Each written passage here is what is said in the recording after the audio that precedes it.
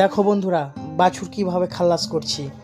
দেখো বন্ধুরা, যে এমনি বাছুরটা খালাস করে এই বন্ধুরা ওর মা চাইটা ফাইটা এমন করে গরু কুইদ দিয়ে বাছুর পাড়াইলো। মানে দেখো মানে উঠি টুঠি দেখো কেমন খেলা করার চেষ্টা করছে বন্ধুরা। দেখো দেখো ওর মা কত করে আদর করছে বন্ধুরা।